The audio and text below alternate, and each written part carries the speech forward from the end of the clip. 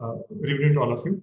I welcome you all to this What is Expert Series session of EOC in India. And today we have an interesting lecture on deep brain stimulation in pediatric neurology. I request our President, Dr. Chapalawati ma'am, to introduce the speaker and the topic for today, the experts and the moderator for today's session. Over to you, ma'am. Yeah, thank you. Thank you. And we thought that DBS is something which is very important and would be very interesting. And we have an very renowned global expert. Can I have the slides on, please, Smita, from Toronto? So we have Dr. Carolina, who is a staff physician, Division of Neurology, Assistant Professor, Department of Pediatrics, Hospital for Sick Children, Toronto. She had the she's a recipient of multiple awards, including CanMed Award, Pediatric Neurology from the Sick Kids and the Clinician Scientist Training Program, and Canadian Graduate Master Scholarship. And she has a very much experience on the DBS and movement disorders and metabolic disorders for the same. We're very happy to have you. Thank you so much, Dr. Carolina. And as usual, we will be having excellent experts from diverse resource settings and diverse professions. And we have Professor Manmohan Singh, who has been a dear colleague with us for many, many years. And he was a neurosurgery in AIIMS New Delhi. And he was professor there of neurosurgery in Gamma Knife Center and has the maximum experience on DBS and pallidotomy. And now, I mean, he has left for the corporate world and he's in the vice chairman, Department of Neurosurgery, Paras Hospital. A very world-renowned neurosurgeon with a lot of areas of interest, including the DBS and pallidotomy, which are of concern to us. He's a excellent human being also in addition to that, and having lots of publications and lots of awards and medals to his credit. And we have then Dr. Taj, who is her rock star from, and he's from the middle of the night, from Dr. Carolina coming from Good Morning. And he's the, it's very late in the night for him. Really very happy that he always joins. He's a consultant pediatric neurologist and movement disorder specialist who did the fellowship in movement disorders from Rochester, USA, and currently is visiting consultant in Sultan Ismail Hospital, Malaysia.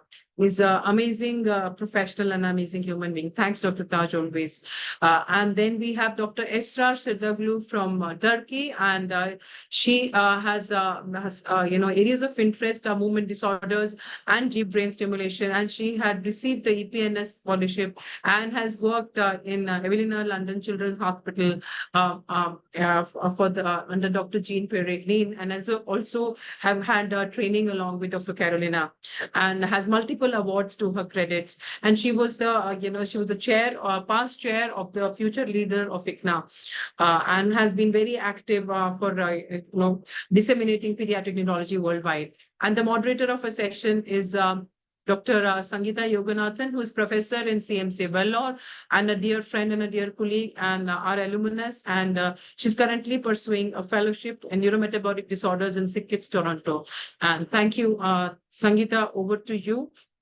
And we would also be having, after the talk of Dr. Carolina, some experience of, Dr. Manmohan Singh will share, and always also Dr. Esra will share a wonderful case. Thank you so much. Thank you, ma'am.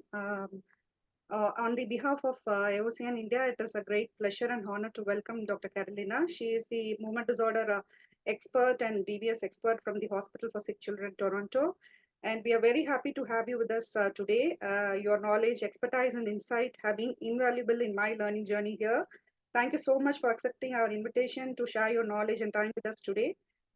Deep brain stimulation, though it has been a well-established treatment modality in management of movement disorders in adults, it is still not widely considered in the management of childhood neurological disorders in India. So in today's lecture on DBS for pediatric indications, we will clearly understand the indications, benefits, and risks associated with pediatric DBS. Dr. Carolina follows up a huge cohort of children who underwent DBS for management of refractory movement disorders, refractory epilepsies, and also refractory self-injurious behavior. It is really very heartening to see many of these children here on follow-up with a very good clinical response and improved quality of life. We are looking forward to learning from you, Dr. Carolina. The floor is yours. Thank you so much, everyone, for such a kind introduction. I'm truly, truly honored to be here and really, really learning from everyone and sharing our experience with pediatric deep brain stimulation.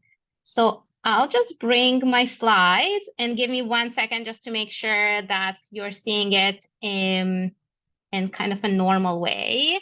And Sangeeta, can you please confirm that you see the slides? Yeah, I can see the slides well, and I can hear you well. Okay, amazing, perfect. So I'm going to talk today about deep brain stimulation for pediatric indications. So these are some of my disclosures. I did receive some honoraria and research funding from Medtronic, which is the company that issues DBS. I'm not going to talk today about any specific DBS devices, so hopefully this will not play any conflict on this specific presentation.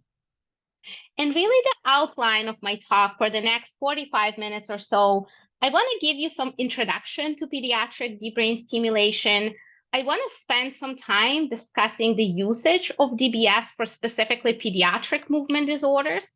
And I will divide it into talking about the monogenic dyskinesias with the neurodegenerative conditions. I will talk briefly about the usage of DBS for inherited dystonias and more specifically dyskinetic cerebral palsy. And I will mention the usage of it in status dystonicus, which is a topic that I'm very, very interested in. And then at the last part of the talk, I will describe some of the newer indications for DBS in children, and those will include epilepsy and psychiatric conditions. So starting with introduction to pediatric deep brain stimulation, and I always find it super, super interesting because most of the patients I see, once I start the discussion about deep brain stimulation, they will typically think that this is super new technology, that this is something that we're doing on research basis.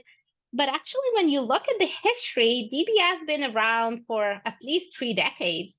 And the first case that was done in pediatric population was DBS was done in 1996. And this was an 8-year-old child who suffered near drowning and required deep brain stimulation for improvement of his dystonia. And we do have a follow-up for this specific child who was doing well after the treatment. And then moving forward in 2002, the first DBS device received the FDA approval specifically for Parkinson's disease, and a year later received approval for dystonia in children above the age of 7. And then only a few years ago, in 2018, the FDA approved the DBS for epilepsy treatment, but this is only for adults, so individuals above the age of 18 years. But over the last few decades, there's definitely increasing numbers of children who benefit from this treatment. And this has probably contributed to the fact that the technology really advanced. We have smaller DBS devices that can fit into the pediatric body size. And we're also very encouraged by the good outcomes that's seen in adults, specifically with the monogenic dystonia, and as frequently seen technologies that start maybe in adults gradually migrate into the pediatric world. And in general, the procedures became safer and more appropriate for smaller children. So what is deep brain stimulation? Deep brain stimulation is a pacemaker device. And I usually tell the parents that everybody are well aware of pacemaker devices to the heart, and this is a pacemaker device to the brain that can deliver a small amount of electricity, so equivalent to AAA batteries, into different structures in the brain. And all we can control with this device is different elements of electricity. So you can control the amplitude, you can control the pulse width of the electrical stimulation and the frequency of how frequent you will give those waves. And by increasing the different parameters, you can engage different neuronal networks in a way that you want to stimulate the neuronal networks that are causing symptoms, but you want to avoid stimulating neuronal networks that can cause potential side effects. So this is how it looks during the OR, during the surgery. This is one of the smallest children we treated. So she was barely 3 years old at the time of the surgery with head circumference of 49 centimeters, so more towards 1.5-year-old child. So you can see the frame that's placed in order to place the electrode. And then on the picture on the right, you can see the image after the electrodes are put in place with the capping on the skull. And I'll go back to this patient to tell you a little bit more about her. So how has DBS worked? So it's been around for quite a few years, but there's a lot of debate of how the DBS work. And I think the bottom line is that we don't know, and there's a lot of theories. And the theory says that there's probably different mechanism of action for different symptoms. And the reason we think about it is that we know when we turn on the DBS for specific symptoms like tremor, it tends to respond very quickly. So you can see the response right away in a matter of seconds. So we do think that it's more related to depolarization blockade, GABA release more locally, axonal decoupling. But then there are symptoms that tend to take more time to respond. And when I think specifically about the pediatric indications that you can see highlighted in red, things like dystonia and seizures and depression and obsessive compulsive disorders, so those tend to take weeks to months. And we do think that it requires neurogenesis and a process that is very different than, for example, when you treat individuals with tremor. So what are some common brain targets for DBS in children? So we know that we can use different targets in the thalamus. So for example, the ventral intermediate nucleus is a common target for tremor, with anterior thalamus nucleus and centromedian nucleus of the thalamus that's used for epilepsy. And I'll talk briefly about those targets when I'll be talking about epilepsy. The globus pallidus interna is the most common target that's used, and it can be used for dystonia, chorea, and myoclonus. And then we have other targets, for example, the nucleus accumbens, that is now FDA approved for obsessive compulsive disorders in adults. And we have some experience with using this target for children with self-injurious behavior, and I will share some of this experience with you tonight. So let me start by talking about deep brain stimulation for pediatric dystonia in general. So you've seen the slides just a few seconds ago. So kind of highlight when I talk about movement disorders and deep brain stimulation, I talk specifically about the globus pallidus parainterna, although keep in mind that there are other targets that can be used for dystonia in pediatric population, more specifically the subthalamic nucleus, as well as some of the other nuclei that's now more experimental.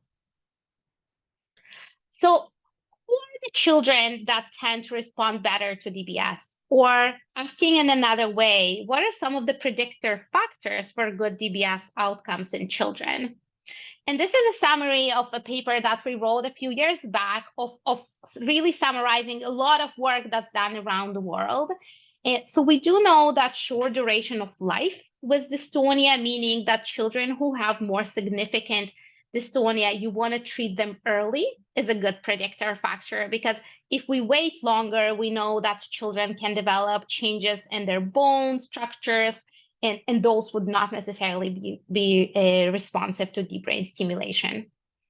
We know that the etiology of the dystonia is very important. With the monogenic dystonia, so what was called in the past with all the DYT was the numbers, and now all the DYTs was the names of the genes, tend to have better outcomes than neurodegenerative conditions like PCAN or Lesch-Nyhan syndromes. And then acquired dystonias, as can be seen in cerebral palsy or acquired brain injury, usually have inferior response to deep brain stimulation. We know that the phenomenology of the dystonia is very important, and we know that mobile dystonia, when we see kind of those almost continuous or mobile movements, tend to respond much better to deep brain stimulation than the tonic dystonia, when children are almost locked in this position. We know that the distribution of the dystonia is very important. So DBS is very good in improving dystonia in the neck, trunk, upper and lower extremities. It does not have such a good response to more the bulbar involvement. And actually, a lot of children can have worsening of speech over time with the deep brain stimulation as a side effect. And then when we choose children for deep brain stimulation, we do want to make sure that they don't have fixed skeletal deformities or other neurological comorbidities like ataxia or spasticity, because those symptoms would not necessarily respond to deep brain stimulation and then would not have potentially meaningful improvement in the quality of life. So we spend a lot of time thinking about DBS outcomes and what is the best to measure in movement disorder. If you read the majority of the papers about deep brain stimulation in pediatric population, you will see the usage of different dystonia scales, and more specifically, the BFMDRS dystonia scale divided into the motor and disability subscales is used very frequently. There are a few challenges, in my opinion, in using the BFMDRS in pediatric population. It was never developed for the smaller children. There is some subjectivity into it and a lot of questions that's more related to the disability scale. It's not the normative things that you expect from children to do. And this is why I think as a field, we do need to think about better scales and looking into whether quality of life, which can be more important, or looking into more functional goal outcomes, as can be done with Canadian occupational performance measures or with other measures that will be more specific for pediatric population. I think the other gap in outcomes is really the evaluation of pain. We do know that up to 40% of children with cerebral palsy can report pain as their main concern, and we need to understand better how the DBS works for specifically pain in this population. So we are fortunate to establish, which is now an international registry for children who are undergoing deep brain stimulation. And we have a few centers that's enrolled in our registry. And this is a prospective registry that's trying to answer some of those questions regarding prospectively evaluating quality of life and other measures that can be more important in this population. So hopefully we'll have some more information in the future. So switching gears and talking specifically about DBS for monogenic dystonias, I always feel that this is the easiest part of our job for DBS. It is a rare group of disorder, but there's enough evidence in the literature to use the support of DBS in these disorders. And studies did show that there are specific forms who respond better to deep brain stimulation. And what happens not infrequently now is that children with those specific monogenic dystonias will be picked up whether by whole exome sequencing or dystonia panels and will be referred to our clinics very, very early just to decide on the best timing for those type of interventions.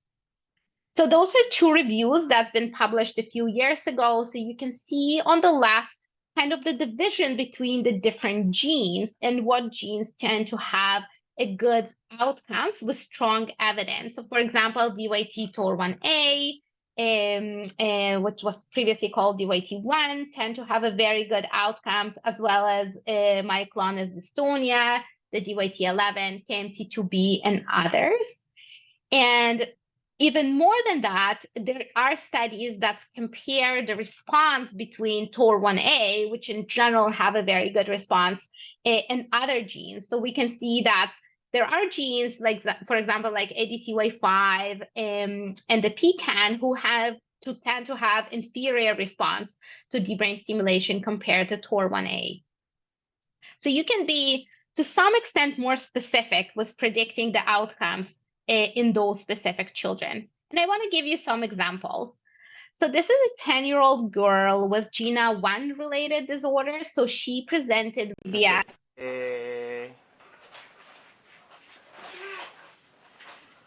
So that's the typical triggering. You want to calm her down? Oh. This is just an extra movement. This is it. Did you ask her to do something? So when she wants? No, I don't know. I don't. Okay. If you want. So you can see this almost continuous movement that she was experiencing. This is 1.5 years after DBS. And say, Let me play the other video. So first of all, you can appreciate right away that the majority of those mobile movements disappeared. She's still experiencing dystonia involving the upper and lower extremities. You can see the hypotonia in her neck. The family did feel that it significantly improved her quality of life. And I think more importantly, in the last 4 years since the DBS insertion, she did not require any admission to the PICU due to status dystonicus. Another example, this is a boy who was 6. The first time we met him, he came to us from another province, and he was diagnosed with KMT2B-related dystonia, which is another form of monogenic dystonia that tend to have a good outcomes to deep brain stimulation. He experienced pretty rapid deterioration over the span of 6 months, and this is his video before the DBS. Est-ce qu'on marche un petit peu? Essaye. Allez. Ah, c'est bon. So he became completely wheelchair bound and was not able to ambulate at all. In the past week, he has been able to stand up with all the strength of his big muscle in the arm to take something like on that height. And this is him 2 months after the DBS. So you can see he's already trying to take a few steps. He still appreciates a lot of dystonia. He can't do a long time. Maybe if I let him just like... And these are 2 videos that the family sent us 4 months after the DBS. So you can see he gained completely independent ambulation. Ok, on retourne dans le salon. Allez, Sonic. Allez, Sonic. Venez tout de suite. Yeah. And this is him 12 months after the DBS. Papi! Là, oui, cours, voilà, là-bas, cours, cours, cours, cours. So what about deep brain stimulation for neurodegenerative conditions? So I'm going to mention 2, and more specifically talking about PKAN and Lesch-Nyhan syndrome. So we know that PKAN, it's an autosomal recessive condition, and it's one of the most common neurodegeneration with brain iron accumulation. Children frequently present with dystonia that can involve the limb, the trunk, and the cranial area. And there are studies that show that there is a significant improvement post-GPI DBS, and again, looking at the BFM-DRS scores of improvement of around 26%, and this effect maintained for 15 months. It is important to remember and to counsel the families that PKAN is a progressive disorder, and even though the DBS can be helpful for some period of time to alleviate their symptoms, the disease will progress, and over time, the DBS will be less helpful for controlling their symptoms. Lesch-Nyhan syndrome is an X-linked disorder. It typically presents with generalized dystonia, dyskinesias, and self-mutilation, and there's a really wide spectrum of abnormalities that can be seen in those males. There are a few studies that show that they can have a good response to DBS, and specifically looking into dystonia that can improve, as well as the self-injurious behavior. Studies did report that there is a high variability between individuals, so it's very hard to predict in this population who will have a better response and who will not. And studies did report a higher complication rate in this population, so it is something that we need to keep in mind. This is one of the largest cohorts that's been published in individuals with Lesch-Nyhan from the 2021. They did report 14 children, and again, highlighted very similar outcomes to what we discussed, is that children have a wide variability and also the complication rates in this population. And this is him before the DBS. Can you tell me what's your name?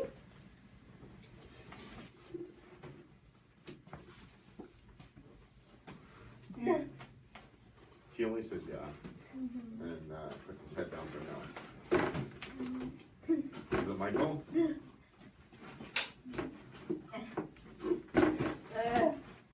So you see a lot of the mobile dystonia with gray component, and this mobile movement really prevented him, for example, for turning on the lights or doing things in a more independent way. This is him actually 2 months after the DBS. Again, this is not a similar response to what we've seen in the monogenic dystonia, but you can see that there's significant improvement in this mobile component. And this did translate for these individuals can translate into better quality of life, or being able to activate a wheelchair or turn on and off light switch. Can you tell me what's your name? Another example of our patient, so this is a 4-year-old boy with typical PCAN, who was actually doing pretty well until he was admitted a few months ago to the hospital in status dystonicus, and unfortunately spent a few months with us in the ward and then in the PICU.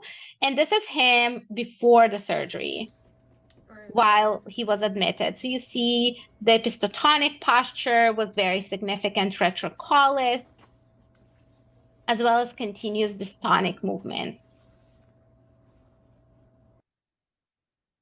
This is him 3 months after the deep brain stimulation. Okay, thank you. Hi, Hattie. Can you wave? Hattie said bye. Bye. Bye, Hattie. Bye-bye. Okay, okay. Hi, Hattie. Hi. And the last is actually not a video. It is something that the parents lately shared with us. This is him 6 months after the DBS, and he was able to go back to school. And this is the first day from him getting back to school. And he was very, very happy to be back with his friends.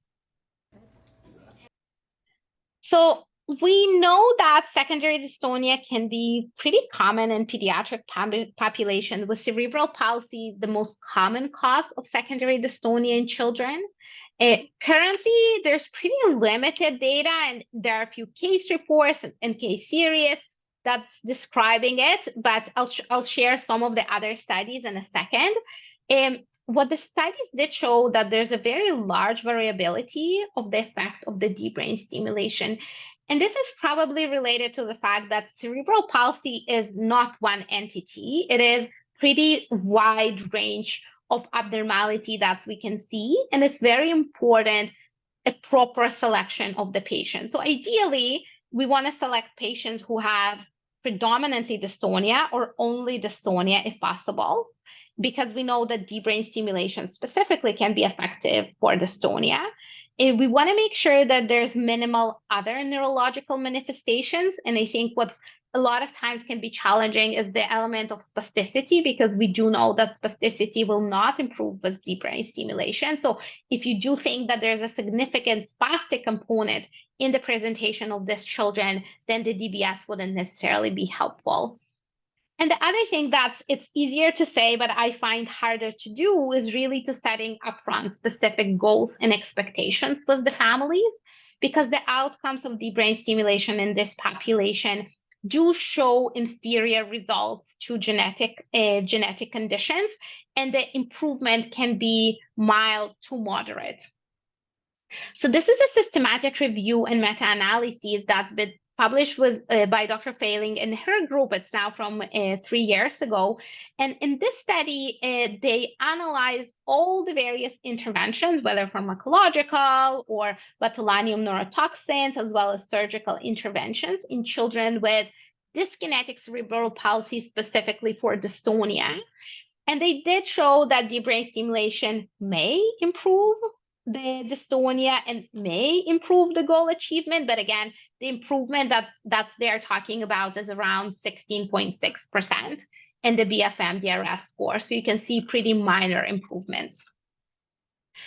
This is a study that's been published 2 years ago by Dr. Coy and her group from Europe, when they analyzed the quality of life in children with dyskinetic cerebral palsy post deep brain stimulation. This was a multi-center prospective study that's included 16 children with cerebral palsy, and this specific study failed to demonstrate quality of life improvement in children with cerebral palsy post deep brain stimulation. The same group did publish a follow-up a year later, when they looked into longer-term follow-up for those individuals.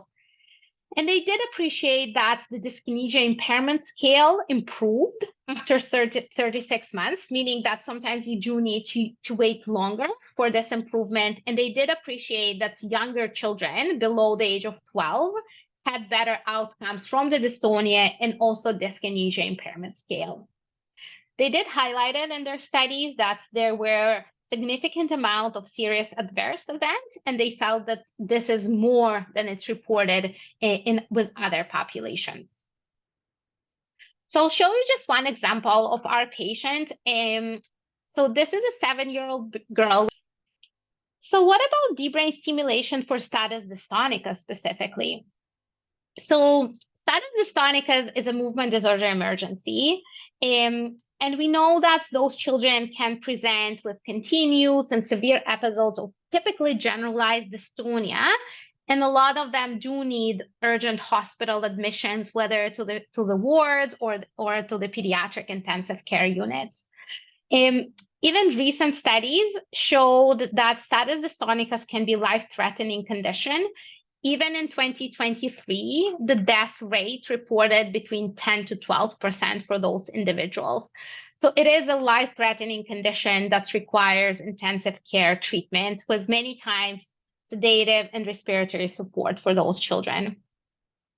I was very, very fortunate to work with the Boston Children's Hospital and our amazing team here in SickKids when we put together guidelines for acute status dystonicus treatment more on the ward side, but also refractory status dystonicus in children who needs an admission to the pediatric intensive care unit. And we did highlight it as part of the pathway that consideration for deep brain stimulation should be done pretty early in those individuals. And this is with the fact that this is a life-threatening condition. We also looked into our experience with deep brain stimulation for status dystonicus, and we did have 8 children who've been admitted for status dystonicus requiring deep brain stimulation over the last few years. And just to highlight a few elements here, so I know we talked a lot about the etiology of the dystonia, and we did highlight it that genetic forms tend to respond to deep brain stimulation better than acquired forms. And interestingly enough, in our small cohort of patients, we had patients with genetic forms and also acquired forms, and both of those individuals had a good response to deep brain stimulation. I think the other things that's been really surprising to me is that we did see that a lot of those children were admitted even previously to intensive care unit, and you can see the lengths of stay of those individuals, and a lot of them needed to spend anywhere between a month to 3 months on the ward or in pediatric intensive care units. So we were able to look into a little bit more detail in this cohort, and I'm not going to go into too much details, but we did show that significant proportion of those individuals can have an improvement in BFM-DRS, and sometimes even more than their baseline before the status dystonicus. And we did identify the sweet spot of stimulation for status until he developed the status dystonicus episodes and spent almost 2 months in another province in intensive care unit.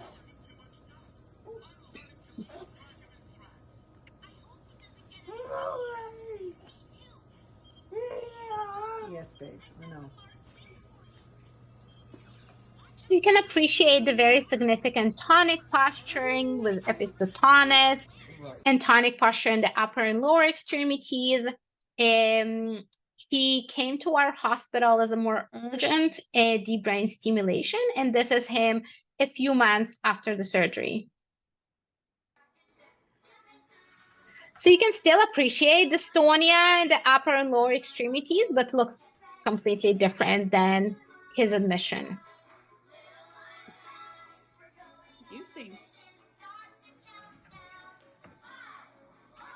And he was doing pretty well for almost 2 years, but then unfortunately had some increased resistance in one of his electrodes and required recurrent surgery to fix that.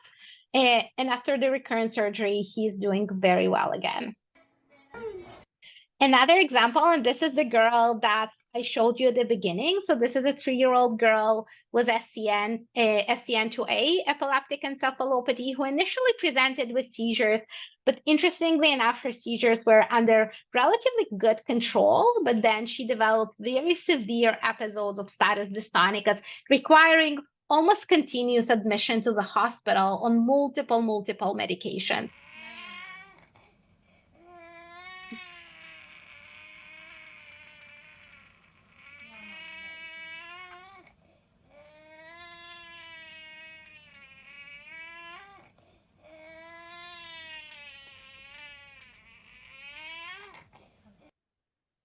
And this is her in the clinic a few months after.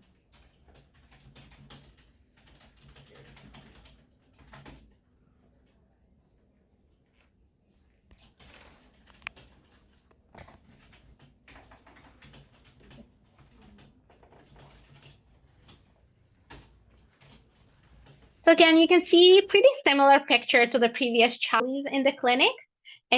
We do know that deep brain stimulation complications are more common in pediatric population than in adult population, and this is similar to what was seen with other surgical interventions. In about 10% of cases, we know that children can develop infections. So on the MRI on the right side, this is actually one of our patients that's unfortunately developed infection around the lead. And in the majority of cases, it requires removal of the whole system, giving a few weeks of IV antibiotics, and then discussion with the family when and if we want to reconsider putting back the electrodes. Most of the infections do happen in the first 3 months after the surgery, but I have to say we did see some weird and wonderfuls of infections that happened even later and not been related to specifically the date of the surgery. In about 5%, give or take, we know that there might be some hardware failure. So it is a hardware, so something can break or something can disconnect. And then depends on the problem, it might require smaller surgeries or larger surgeries to fix it. Some children can develop skin erosions. There are a few case reports of acute worsening of dystonia in the context of insertion the deep brain stimulation electrodes. We do know that stimulation-induced side effects, so everything that's caused by the electricity itself, is completely reversible within a few seconds. When you change the electricity and you steer it to other direction, those side effects should improve completely.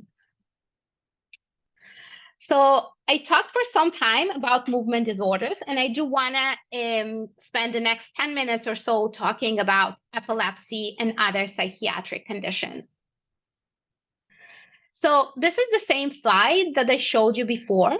And just to highlight, so the most common targets that we use for epilepsy in pediatric population are the anterior nucleus of the thalamus and the centromedian nucleus of the thalamus. There are other targets that's been explored in the literature and used a little bit more in the past. And again, there are some centers and other targets that can be used, but this is these two targets are the most common one that's reported. So kind of very maybe simplistic but general approach to what will be some of the consideration with target selection. So when we think that the child has refractory epilepsy, he failed pharmacological treatments, he failed dietary treatments, and we don't think that he is a candidate for surgical resection, we think about neuromodulation. And if we think about deep brain stimulation, then children who are having more focal epilepsy with specifically temporal or frontal onset, we will typically think about anterior nucleus of the thalamus. Majority of children having more generalized epilepsy, whether in the form of Lennox-Gastaut or other syndromes, or having more multifocal epilepsy. And in those cases, we would typically choose the centromedial nucleus of the thalamus. And I'll show you some of the studies that shows the data around those targets. So starting with the anterior nucleus of the thalamus DBS, so the largest study is the FANTE trial that was done in the 2010. It was done in adult population, so you can see that they included 110 individuals between the age of 18 to 65, so not necessarily pediatric population. They specifically included focal seizures, with majority of the individuals having more temporal seizures. Most of the cohort had more than 6 seizures per month, and they failed at three anti-epileptic medications. So all the individuals underwent insertion of anterior nucleus of the thalamus DBS, And then after a month, were randomized into whether DBS on or off for 3 months, and then everybody were turned on. So what we can see from the results of the SANTE trial is that those individuals who were in the active group, so received active stimulation, had a more significant reduction of seizures during this initial 3 months of the stimulation on, with seizure reduction up to 40%. And then when the authors follow those individuals for a longer period of time, up to 2 years, the number that's quoted is usually around 50% of seizure reductions. So now we have 7-year follow-up for the SANTE trial and even 10-year follow-up for the SANTE trial. And what those studies demonstrated is that over time, you even have a higher percentage of individuals who can respond to deep brain stimulation over time. So moving into the centromedial nucleus, and I would say that in our center, this is the most common target that we use for epilepsy, just because the majority of the children we treat do have a more generalized form of epilepsy. And the study that was done in the 2020 called the Estelle study. And what they have done in this study is that they included individuals only with Lennox-Gastaut syndrome by definition. They did include in younger adults, so not necessarily pediatric population, but still a population that to some extent is closer to our pediatric cohort. 50% of individuals had VNS and others did not have VNS. And then the mean monthly seizure count was very high, which is very similar to what you might have seen in the majority of your population. And what they did is very similar to the SANTE trial. They implanted the centromedial nucleus with the DBS, and then they blended them into 10 individuals with stimulation on, 10 individuals with stimulation off for 3 months. And after that, turned the DBS on for everyone. And what they did see is that there was an absolute seizure reduction. You can see in the blinded state and unblinded state, and you might not be surprised that the numbers are similar to some extent to what you're seeing in the SANTE trial. So we're talking about 45 to 50% seizure reduction. They did reported a pretty high percentage of side effects with paresthesia, drooling, fatigue, and almost 80% of their population had postoperative drowsiness in the first few days or first few weeks that's resolved over time. They did do their evaluation based on patient diaries and based on more formal standardized EEG assessments. And interestingly enough, that the response that they have seen was seen much more with the EEG compared to what the parents were reported. And really the last study I wanted to share with you, this is a study that's just been published from our group when we wanted to see specifically in the pediatric population, what is the addition of DBS on top of the VNS. So we included children who underwent VNS and did not have good enough response for at least a year. And then we randomized them into children who wanted to continue with the VNS for another year, and individuals who chose to do DBS on top of the VNS. And not surprisingly, we did show very similar numbers. That's what's reported in the SANTE trial and the Estelle study, is that about 50-55% additional seizure reduction with DBS, as opposed to almost no seizure reduction in the group that continued with the VNS. So there is some evidence to show that there are targets in DBS that can be helpful for epilepsy in the pediatric world, but definitely more studies are needed for that. So in the last 5 minutes, I want to talk about DBS for more novel indications, and I want to talk specifically about self-injurious behavior. So this is the same slide, just to show you that the target is very different from the thalamic targets and the globus pallidus. We're talking about the nucleus accumbens, which thought to be the reward circuitry of the behavior. And as I mentioned, an FDA-approved target for obsessive compulsive disorder treatment, specifically in adults. So I have to admit that I knew really little about self-injurious behavior in pediatric world as a pediatric neurologist. And I learned so much over the last few years, and there's still so much things that we can learn about this specific behavior. Studies did show that there are two groups of self-injurious behavior. 80% of individuals will have socially mediated self-injurious behavior. And this will be in order to escape from instructional demands, seeking for attention, or showing some preferred items. And we do know that this group tend to respond to behavioral intervention because there's something in the environment that's provoke this type of behavior. But we do know that about 20 to 25% of cases are independent of social consequences, and those are subdivided again into different types. And specifically type 2 and type 3. So type 2 is individuals who are completely non-sensitive to environmental manipulation, and type 3 are individuals that seeking self-restraint. We know that those individuals don't tend to respond to behavioral interventions and don't tend to respond into pharmacological interventions, and there's not a lot of treatments that can be offered for this cohort. So I was very fortunate to be part of the phase 1 clinical study that's now done, and this is led by Dr. Ibrahim, who is the neurosurgeon in our institution. And in this study, what our group have done is we recruited children with autism spectrum disorder and refractory self-injurious behavior to see if we can have an improvement in their behavior, specifically with nucleus accumbens deep brain stimulation.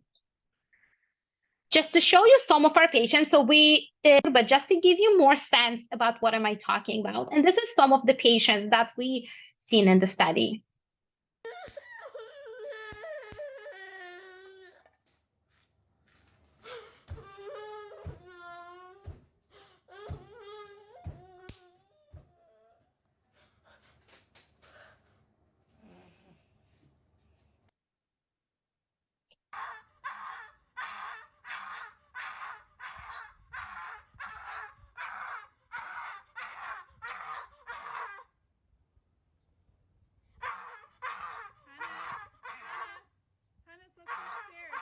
So this child specifically has type 3, and you can appreciate that he needs to wear a helmet, and he actually seeks the self-restraint. Maybe this is the last patient, just as an example. Yeah, I'll get your cougar, buddy. I'll get him for you, buddy. So you can see this almost continuous self-harm behavior that can involve self-plunging, head hitting, requirements of restraints for those individuals. Right? And just to highlight the importance of this self-injurious behaviors and how devastating this can be, we have seen a patient who was 17 at the time when he was seen in the clinic. He was diagnosed with autism spectrum disorders, and as part of his self-injurious behaviors, he was constantly hitting his head on the walls. There were a lot of back and forth discussions with his pediatric team, but also with the family regarding the option of doing deep brain stimulation. And a lot of people do see it as very invasive surgical procedure, which is a surgical brain procedure. And unfortunately, this patient, a few days after seeing us in the clinic, came to our emergency department with significant brain hemorrhage with Glasgow Coma scale of 3 and passed away. So I hope I convinced you by now that self-injurious behaviors can be very, very significant in the pediatric population. And I just want to show you an example of our first patient that was treated with deep brain stimulation for self-injurious behavior. So she was 8 at the time when we met her. She had normal pregnancy and delivery. She was diagnosed with Pitt-Hopkins syndrome type 1 and autism spectrum disorder. She initially presented with this global developmental delay and some developmental regression, which were kind of non-specific, and was doing relatively well until the age of 7 years, when she developed recurrent episodes of self-injury, face punching, self-induced vomiting, as well as biting. And she required 2 prolonged admissions to the hospital when she needed restraints. And during this time, when she stayed in the hospital, she was treated with multiple medications. You can see them on the slide that were not helpful for her treatment. And she still required 5-point restraints. I just want to share some of the videos of her with you.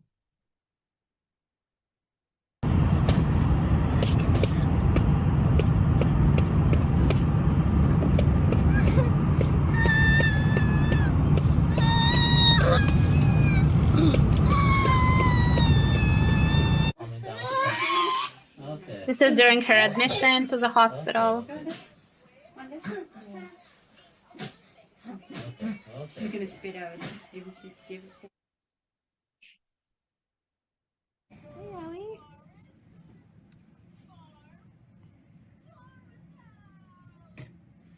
What are you watching? None. What? The Teletubbies? Aww. Do you love me?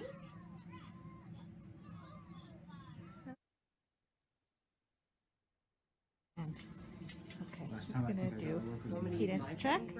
Or you're gonna do it on that? You on that? You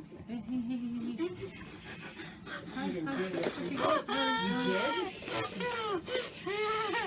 did? It's okay. It's okay. They shut it off. Oh, I know, but I'm shocked. Hi. It's okay. Look, we're both here. Look, I just hear, I'm here. It's okay. It's okay. Everything's okay. You're good. Everything's okay. It's only temporary. Let's watch our show. What's this guy doing? He's a silly guy. He's a silly guy. Hey, Ellie.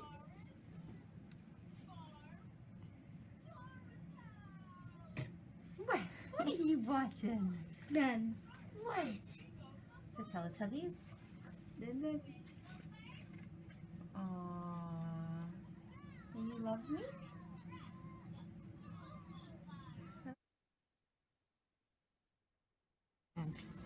Okay, Last she's time I gonna think I do got a work with Peter's check. For a video, or you're gonna do it on that? You on that? Hey. You didn't do it. You did? It's okay. It's okay. They shut it off. Oh, I know, but I'm shocked. Hi. It's okay. Look, we're both here. Look, I just hear, I'm here. It's okay. It's okay. Everything's okay. You're good. Everything's okay. It's only temporary. Let's watch our show. What's this guy doing? He's a silly guy. He's a silly guy. And maybe I'll just finish with a few take-home messages. So pediatric BBS can be safe and very effective for monogenic dystonia and some of the neurodegenerative disorders. Pediatric DBS can be a life-saving procedure in children with refractory status dystonica, specifically children who require this prolonged ICU admission. I feel that there's an expanding list of potential pediatric indications, specifically for the usage of deep brain stimulation. But I really want to highlight the importance of the multidisciplinary team.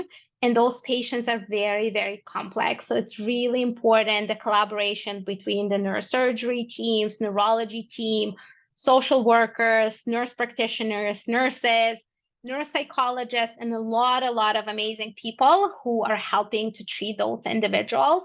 So this is some of the pictures of our team, and I couldn't thank enough to my amazing team members, Dr. George Ibrahim, who are our incredible neurosurgeon, our nurse practitioners, Sarah and Andrea, Elizabeth Kerr, who are our neuropsychologists, Denise, our social workers, Amal, who is our nurse, and my amazing, amazing fellows, who I could not have done this without you, Wei, Sangeeta, Haya, and all the previous fellows.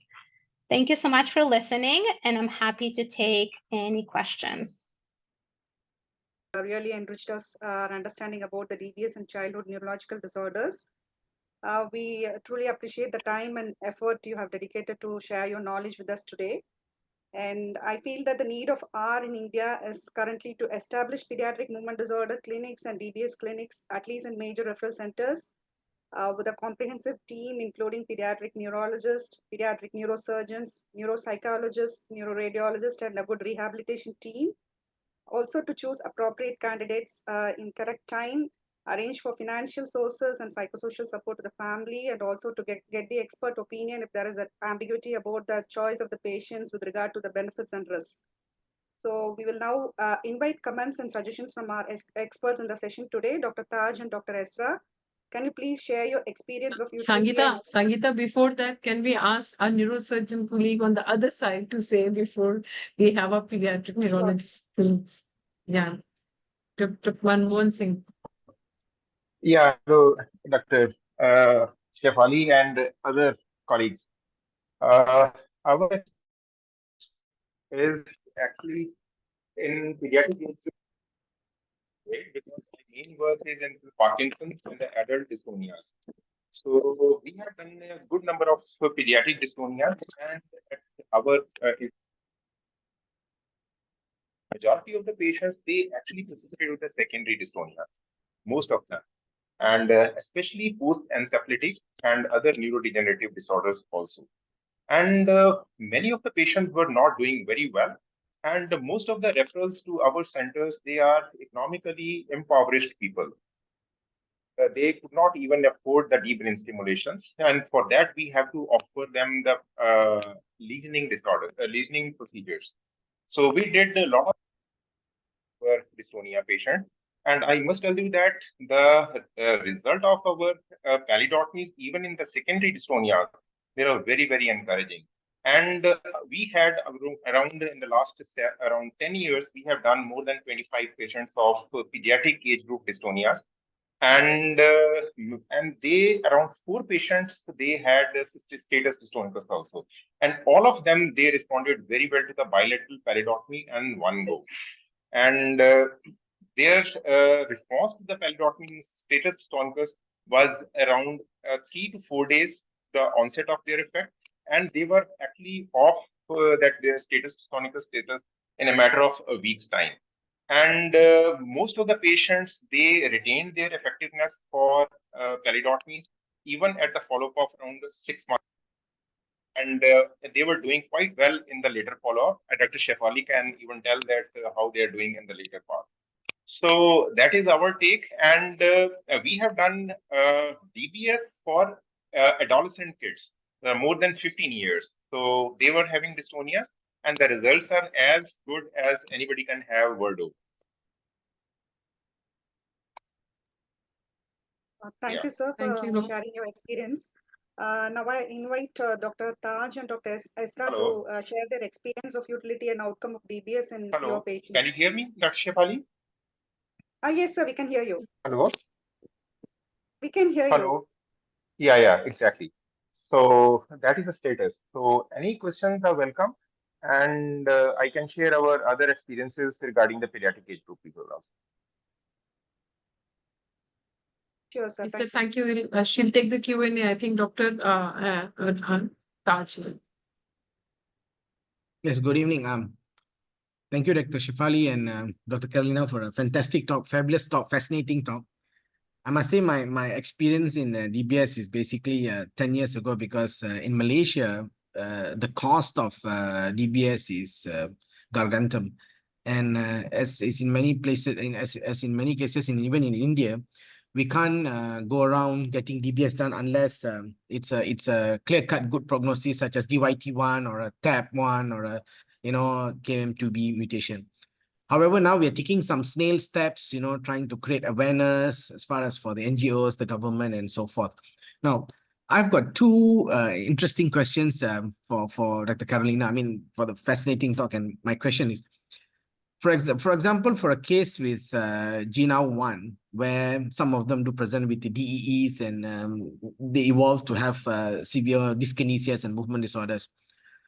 So hypothetically, if a child is to have both DE and movement disorder or severe dyskinesia, status chorea or status dyskinesia, which would be the choice of site to choose for the DBS?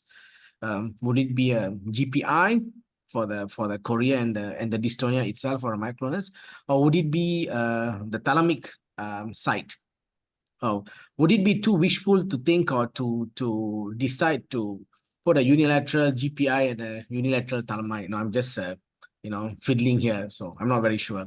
That'll be my first interesting question. My second one would be, it is interesting to know that we are moving forward with the concept of DBS in secondary dystonias, especially our pitiful kids with DCPs, and majority of them intrathecal baclofen doesn't work because they have a combination of dystonia with chorea and also with spasticity, and botulinum toxin after a certain amount of time you kind of run out of efficacy, and then even 2 months it's not enough.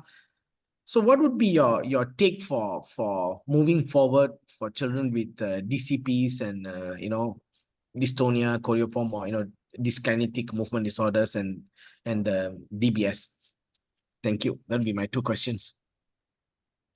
Yeah, thank you so much, first of all, for your kind words and really, million-dollar questions.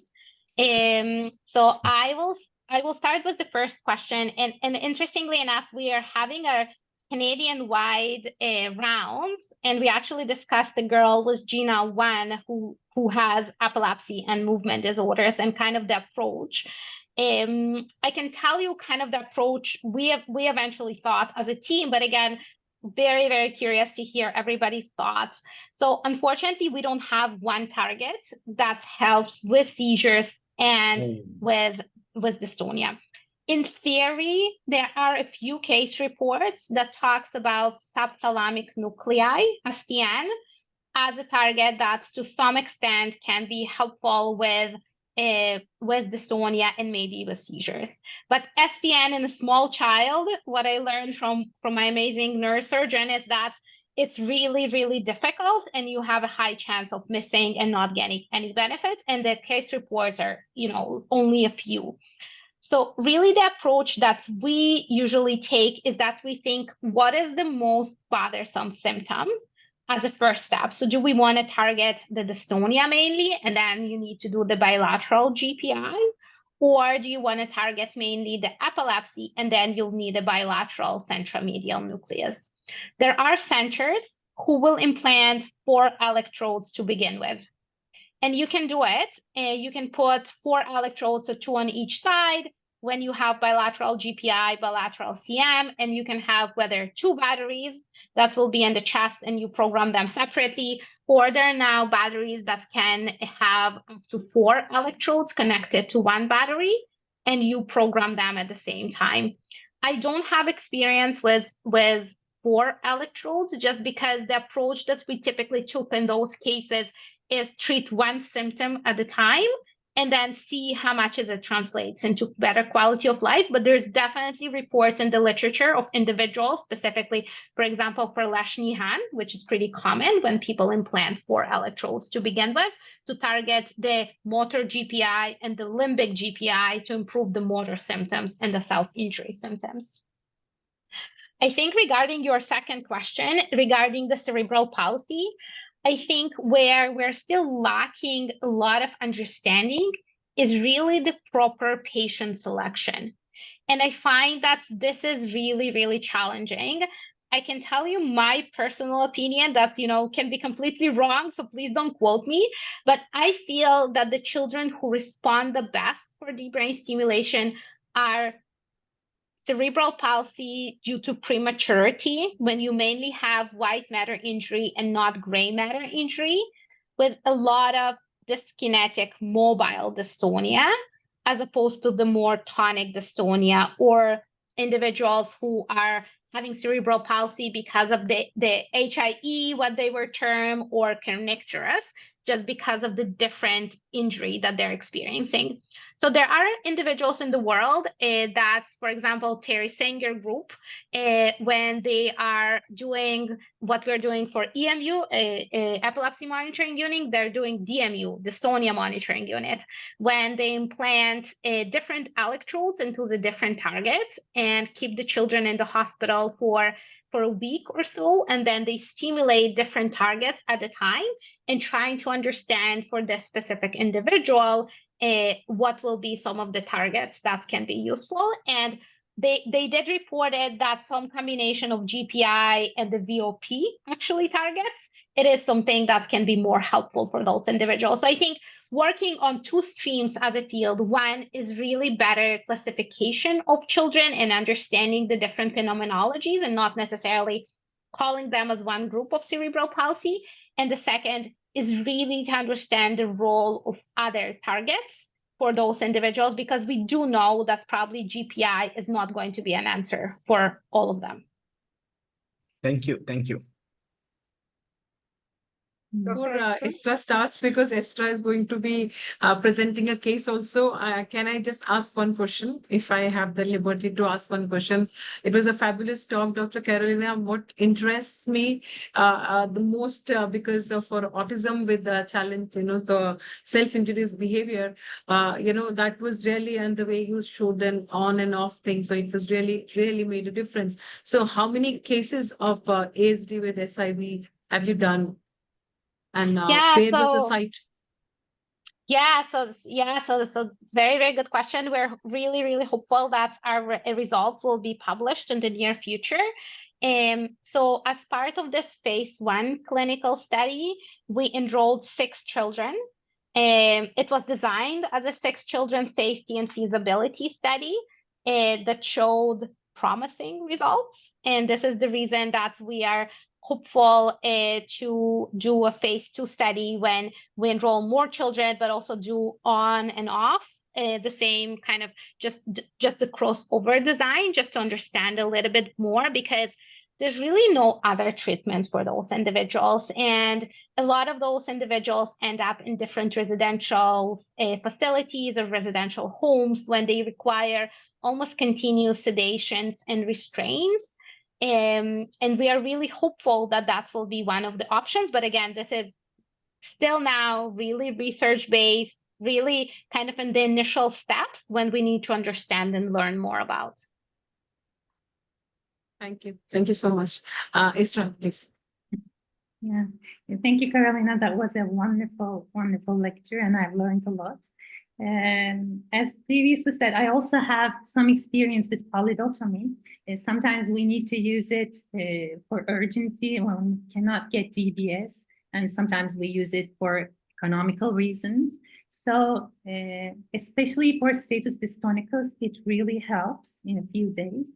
And seeing that when you apply lesion, you get that effect, you become more hopeful DBS, because DBS has both the lesion effect and then you can manage the electricity you give. So for urgency reasons, especially status dystonicus, we are now more into using DBS as well. And I've seen some questions, and I wanted to mention that for patient selection, I think one of the most difficult parts of this DBS service is patient selection.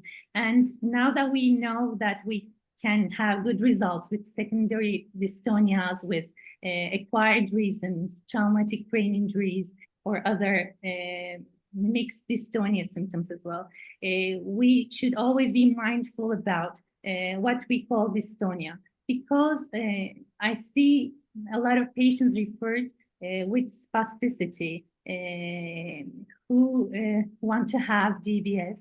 And as mentioned before, spasticity is not our main target, main focus for DBS. So phenomenology is still very important. And Carolina, if you want to add something to that. Yeah, no, I couldn't agree more with you. And I'm so interested to learn about, your experience and everybody's experience with polydotomies.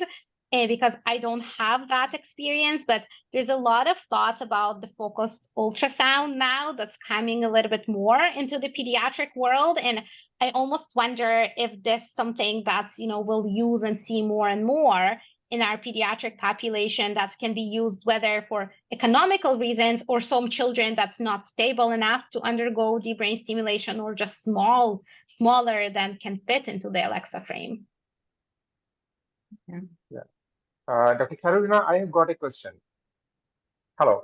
The situation is that if we are doing, because that is always a matter of concern for a neurosurgeon, the scenario is that if we are doing a DBS for a very small kid of the age of 1 or 2 years with the dystonia, so because as the patient's head grows over a period of time, for example, a child or kid becomes 10 years of age, the head is definitely going to the bigger.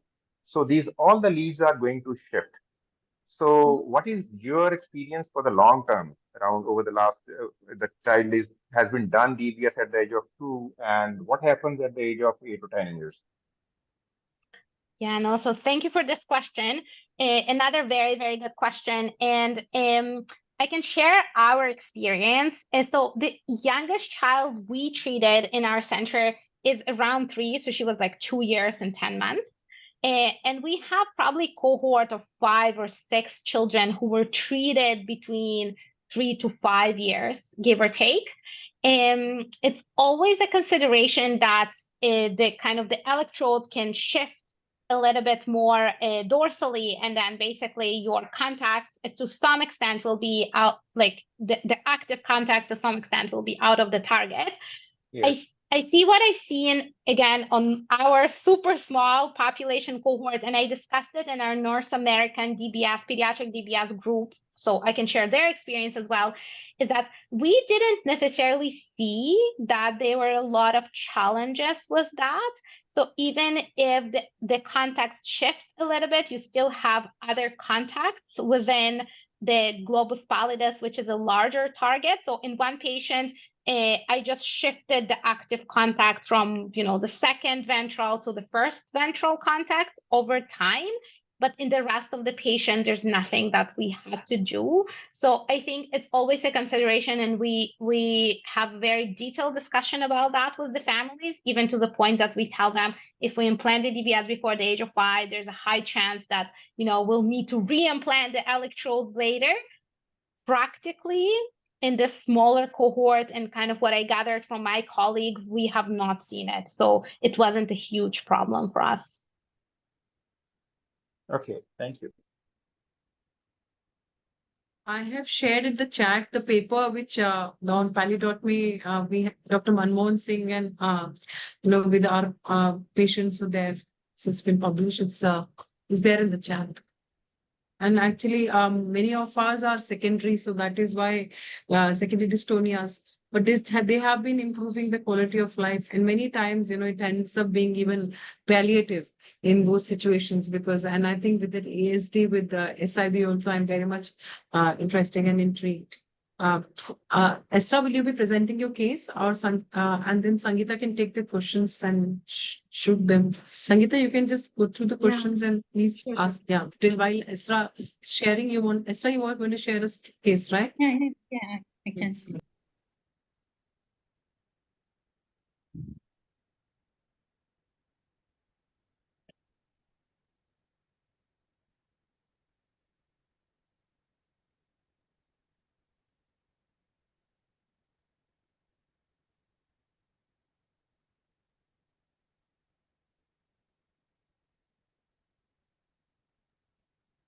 Smita, have you given sharing rights to Esther? Yes, ma'am.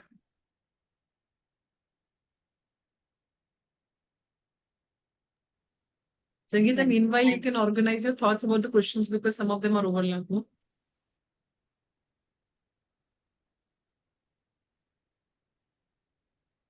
Yeah, I think I managed to share my screen.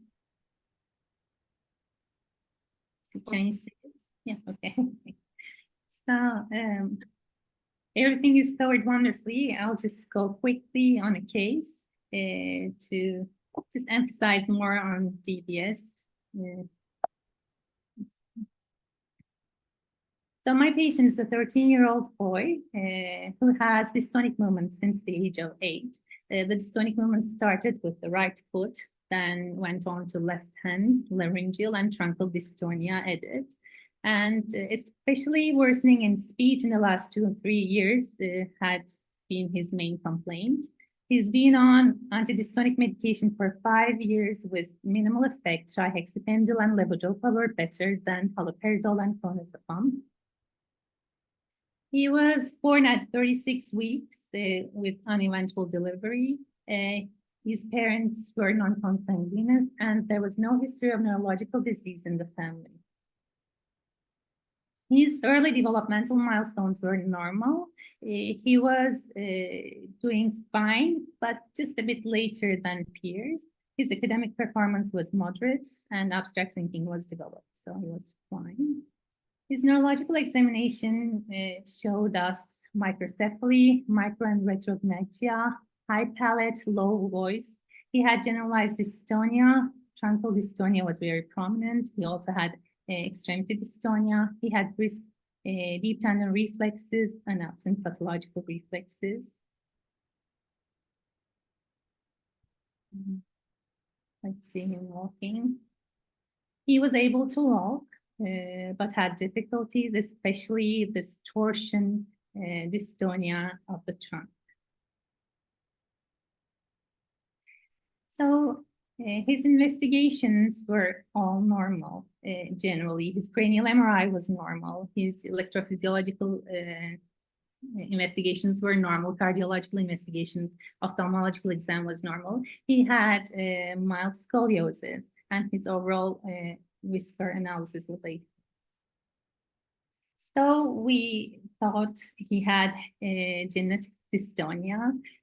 He first had a single gene analysis and array CGH, but then whole exome sequencing gave us the mutation in the frameshift mutation of KMT2B gene, which is now a very, very popular gene in movement disorders world, and his parents had normal KMT2B, so he had a de novo mutation. So this gene has been up and about for some time now, so let's find out what it does for our body. It encodes a histone methyltransferase, so it catalyzes the transfer of methyl group to a histone, which modulates DNA accessibility. So if you modulate DNA accessibility, you play a role in post-translational mechanism and gene transcription and expression. It is abundantly expressed in neurons, especially in motor control areas and cerebellum. Most of the patients have de novo mutations, but it can be transmitted as autosomal dominant form. It is an important etiology for early onset generalized dystonia. It starts usually in the lower limbs with subsequent rapid generalization and very frequently bulbar involvement, which is now being very typical laryngeal dystonia in this patient group. At first, it was found very similar to TOR1A because of the age of onset and initial lower limb involvement. But then now we know that the laryngeal and oromandibular region involvement is characteristic and seen more in KMT2B patients. In the literature and the patients we saw, we know that many of them have accompanying signs, mainly microcephaly, mild dysmorphism, short stature, and intellectual disability. They may have Parkinsonism in adulthood, and most of them have some resistance to treatment. And this is another patient with KMT2B. So the classical history is lower extremity dystonia in the first decade, getting usually generalized, and addition of orofacial and laryngeal dystonia. So the low voice and the laryngeal involvement really poses communication difficulties with articulation difficulties and low speech volume. Let's hear. 10'a kadar sesli sayar mısın?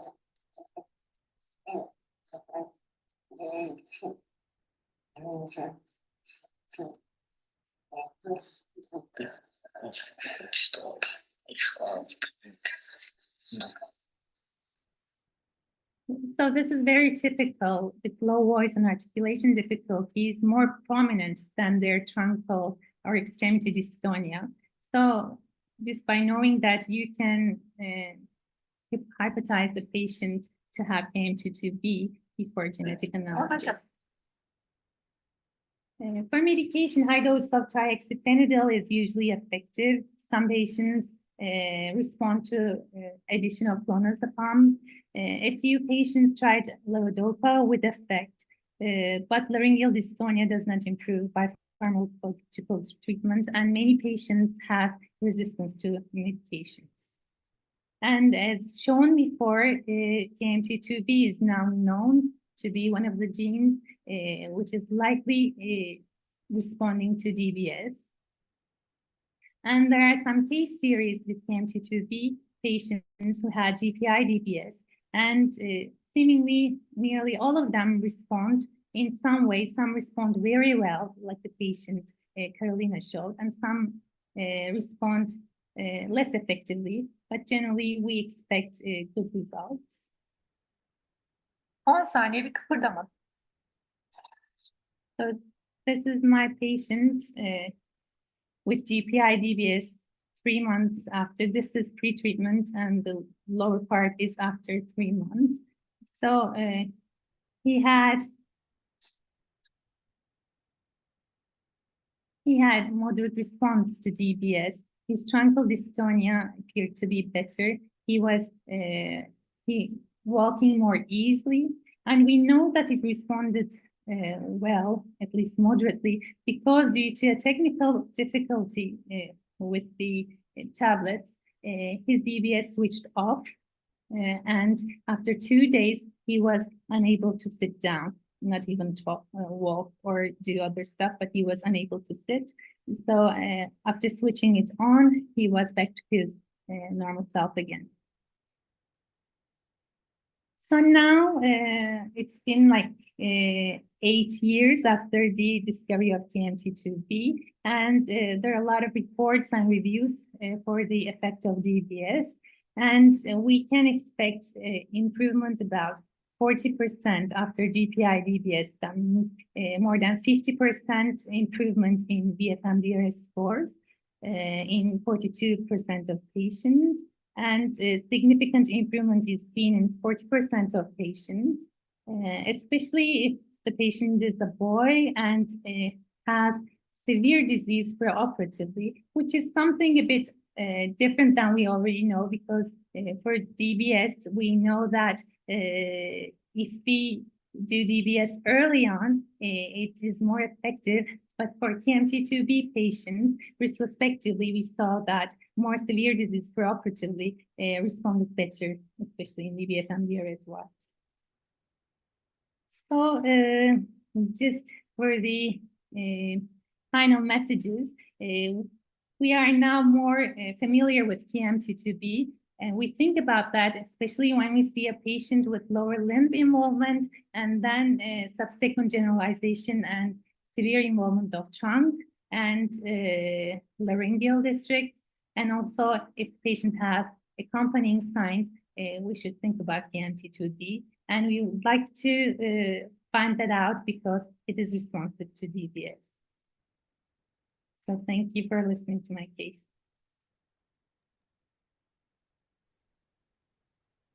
Thank you, Esther, for the nice presentation.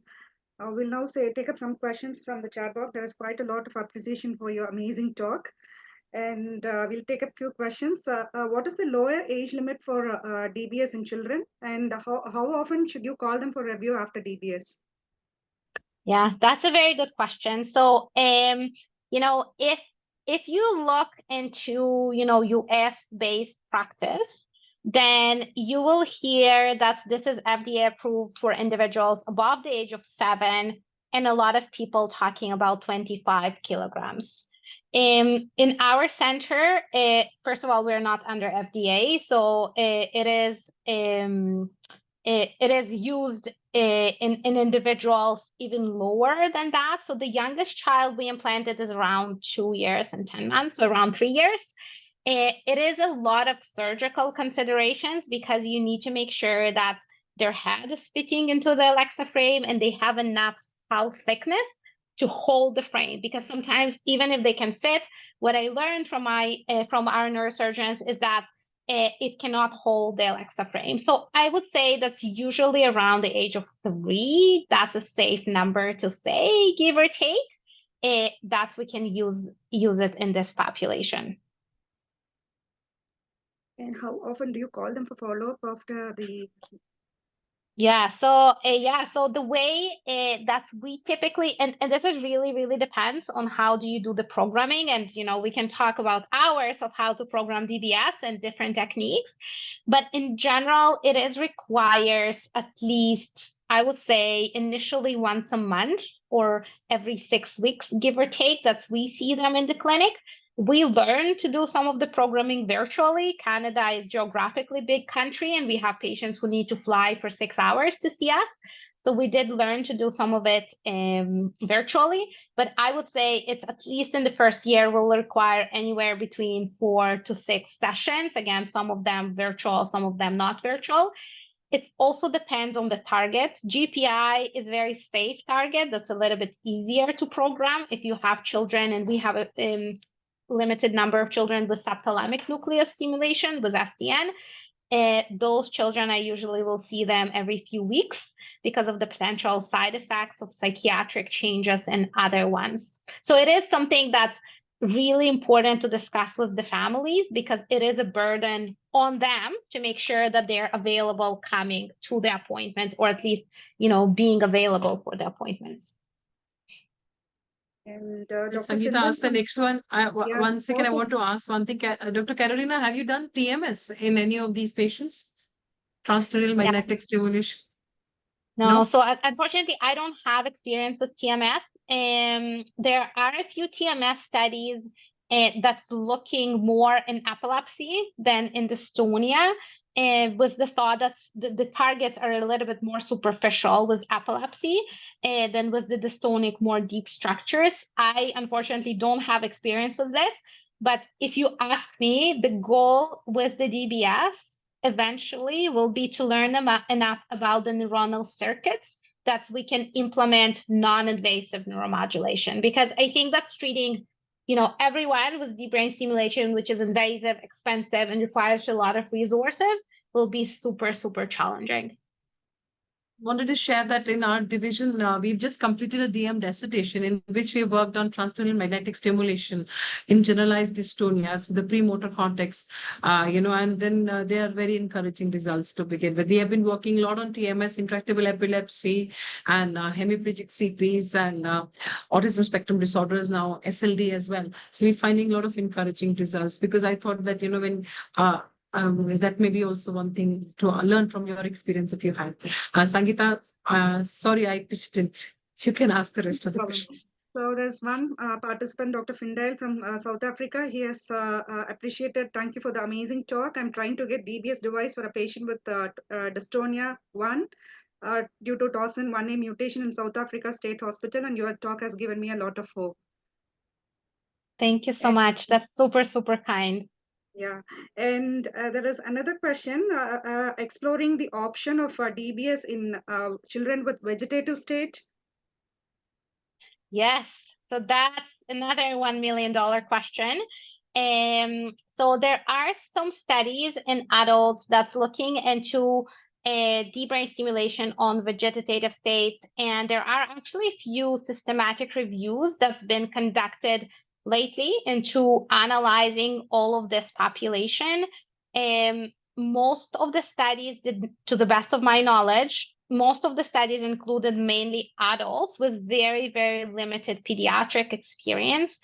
And they did show the promising results, at least to some extent in the adult population. But how it translates into children, where we know that children have to begin with different outcomes of vegetative states, and who to implant, when to implant, how to implant, I think that there's still a very big questions. But I think this kind of goes into the last point that I was trying to make, is that I do believe that there will be lots more new indications in the future that we can use this technology, whether to treat or to learn or to implement in a way that it will be more expanding outside of the movement disorder field. Yeah, yes. Most of the other questions have been answered to the talk, and except for one, is there a benefit of considering DBS in children with super-refractory status epilepticus? We clearly understand that it is beneficial with refractory epilepsies having generalized seizures, but can we consider DBS as a management option in children with super-refractory status epilepticus, which has failed multiple medications? Great question. And I think, Sangeeta, as you know, we actually just finished systematic review when we reviewed all the children that were treated with deep brain stimulation for epilepsy, and specifically in the central medial nucleus. And when we conducted the systematic review, we did come across two or three case reports that showed that they treated individuals with central medial nucleus DBS specifically for epilepsy with good outcomes. Again, this is 3 case reports, and I'm sure people are not reporting cases that were not helpful. So I wouldn't say that there's, definitely not enough evidence.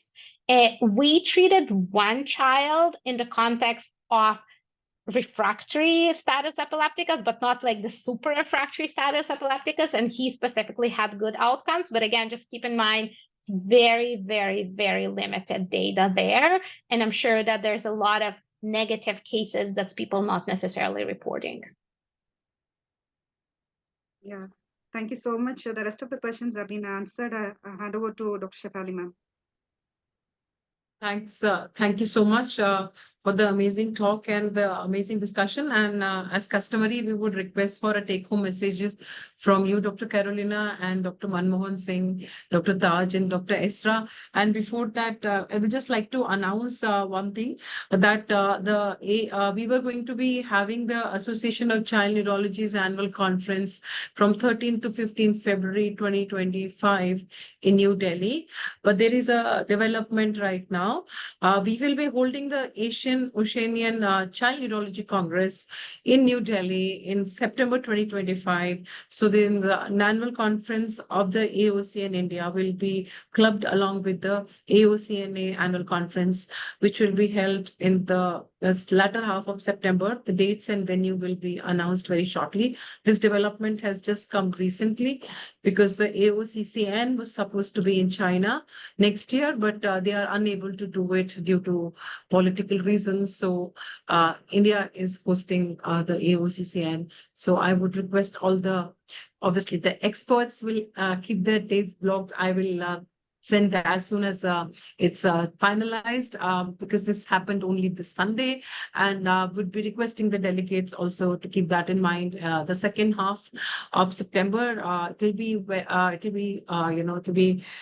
Thursday, Friday, Saturday, Wednesday through Saturday, 4 days. So we'll let you know, and we expect you to be here. So final take-home messages from Dr. Carol, and then Dr. Manmohan Singh, Dr. Taj, and Sangeeta. Yes. Thank you so much. Really, thank you for the very, very fruitful discussion, and I learned so much. I think it's important to consider deep brain stimulation in children for specific indications.